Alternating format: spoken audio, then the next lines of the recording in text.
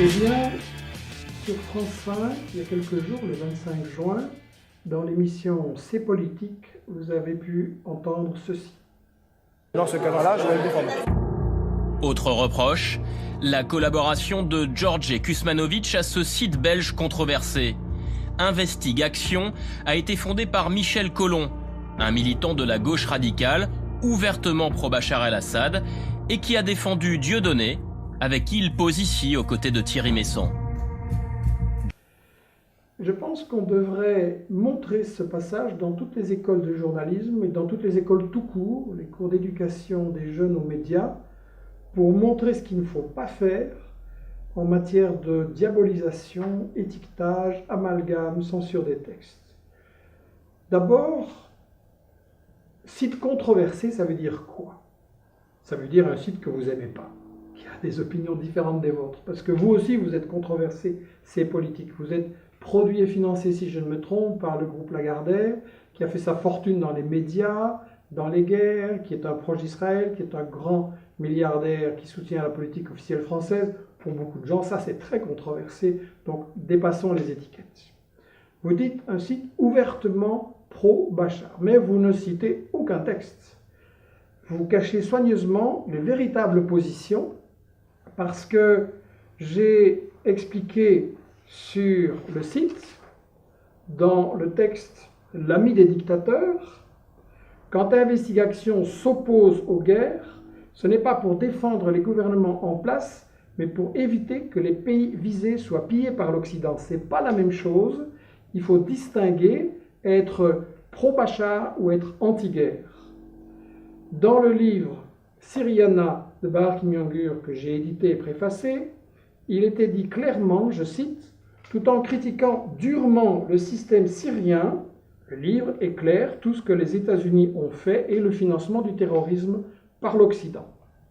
Comme ça n'est pas la première ni la dernière fois que je me fais diaboliser et que je suis loin d'être le seul, j'ai rédigé un petit texte qui se trouve sur le site Investigation, les 10 commandements du parfait diaboliseur pour vous aider à repérer quand vous avez un doute sur la fiabilité des accusations qui sont portées. Et dans les 10 commandements du parfait diaboliseur, on trouve toute une série de choses qui ont été pratiquées par ces politiques. Ne donne pas la parole à l'accusé, ne vérifie pas, cache les textes qui te contredisent. Il y a aussi fait semblant de ne pas comprendre, je vais y revenir. Il y a empêche le débat sur tes propres opinions, le journaliste prend bien soin de cacher pourquoi lui s'engage. Colle des étiquettes, on en a des exemples. Pratique l'amalgame pour noircir, frappe et fout le camp.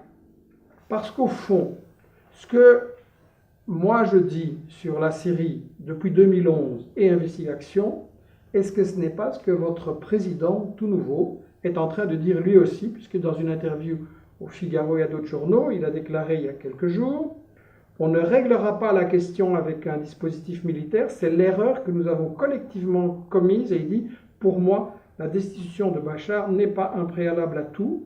Et il propose, il dit, j'ai discuté avec Poutine, la Russie est elle-même, je cite, victime du terrorisme, il faut chercher ensemble une solution sur la Syrie pour lutter contre le terrorisme. Et c'est exactement ce que nous disons depuis 2011 et raison pour laquelle nous sommes diabolisés. Alors, l'autre accusation, c'est que cette fameuse photo qui me montre avec Dieudonné et Meyssan, sans dire que la photo a été prise en 2005, donc bien avant que Dieudonné flirte avec Le Pen et différentes choses de ce genre, et sans dire que récemment, accusé par des codex Le Monde d'être un complice de Meyssan, j'ai dit que je ne partageais absolument pas les thèses sur le 11 septembre, qu'on n'avait pas travaillé là-dessus, et que donc l'accusation de conspirationnisme ne tenait pas debout, mais vous utilisez vraiment tous les fonds de poubelle qui permettent de diaboliser quelqu'un, et dans votre émission, vous montrez de manière floutée quelqu'un qui accuse tous les gens qui sont contre la guerre, contre ce que l'OTAN fait en Ukraine, en Syrie et partout ailleurs. C'est quelqu'un, je pense que c'est Ornella Guyet, et c'est quelqu'un qui, avec Caroline Fourest, Reichstadt et des gens comme ça, sont financés, y compris par des think tanks et des organisations des États-Unis, pour cracher sur tous les gens de gauche qui défendent des positions qui les dérangent. Ornella Guyet a attaqué Ruffin, Pierre Carl, Lordon, Alain Grèche, Noam Chomsky, Le Grand Soir, toute une série d'autres. Le Grand Soir l'a d'ailleurs tout à fait démasqué dans ses méthodes, a posé toute une série de questions auxquelles il a toujours refusé de débattre. Donc voilà, le procès de diabolisation qui est fait par ces politiques ne tient pas debout. Et comme ça ne va pas se terminer, comme ça nous fait du tort, parce que ça empêche toute une série de gens qui hésitent, qui se disent « il n'y a pas de fumée sans feu », bien si, ça les empêche de venir lire et écouter ce que nous faisons et de nous soutenir, parce qu'on fait un travail d'information indépendant et donc on est très pauvre. J'appelle les gens à ne pas se laisser faire. L'information, c'est trop important, et à nous soutenir sur ce plan-là. On vient d'intenter un procès contre le monde pour ces calomnies. J'ai intenté il y a quelque temps un autre procès en Suisse que nous venons de gagner pour quelqu'un qui m'avait accusé d'antisémitisme.